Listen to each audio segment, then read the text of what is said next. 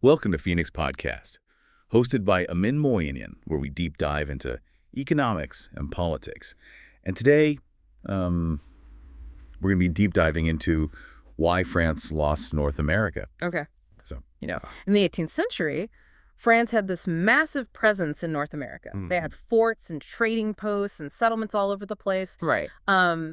And it really looked like they were going to be the dominant power in North America. Yeah, you would think. But then by the end of the century, they had lost it all. It's incredible how quickly it all changed. Yeah, to England.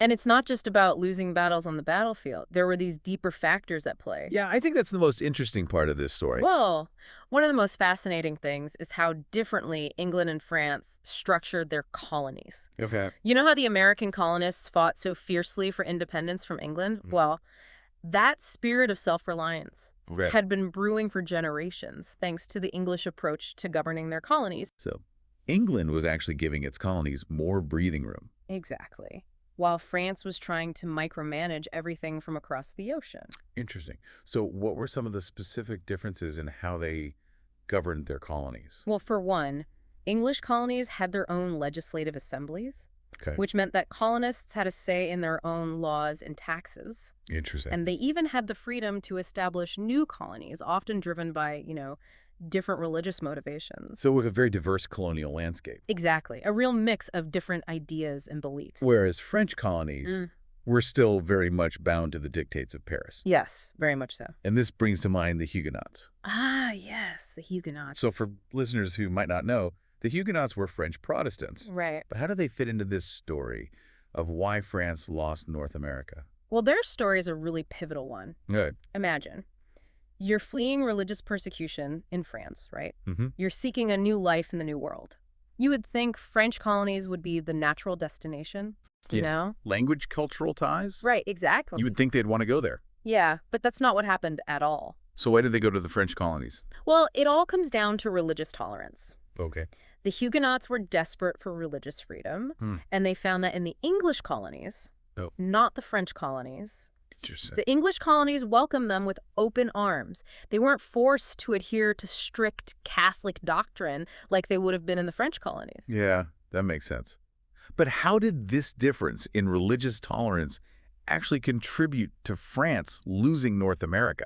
Well, it wasn't just about religious preference. Okay. It was tied to broader economic and social trends. Okay, I'm listening. You see, the Huguenots, they brought with them all sorts of skills and this entrepreneurial drive that contributed to a burgeoning system in the English colonies that we might even recognize as an early form of capitalism. Wow.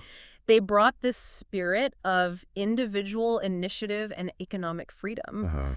That contrasted really sharply with the more rigid, top-down mercantilist system imposed by France. So France lost out, not just on population, but on this whole wave of economic dynamism. Right. Yeah, that's a huge blow. It really was. So we've talked about government and religion.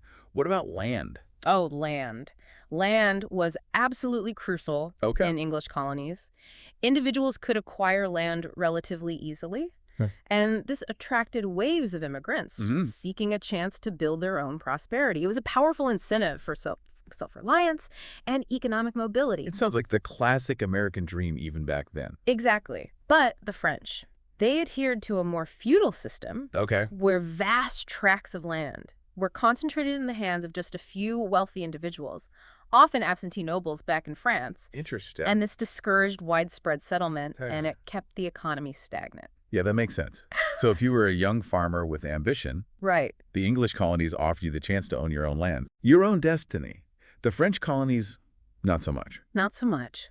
It's easy to see which system would be more appealing to ambitious settlers. For sure. And all of these factors really played out in the population numbers by the mid-18th century. They really did. The English colonies had a population of 1.5 million people. Wow. The French colonies, barely 80,000. That's a huge difference. Yeah, and it's not just about the numbers. It's about the vitality of a society that's built on individual initiative and opportunity. Exactly. So it wasn't just about military might. No, it wasn't. It was about religious tolerance, individual opportunity, local governance. All of these things were critical factors in the success of the English colonies. Absolutely. It really makes you think, what if France had embraced different policies. Yeah.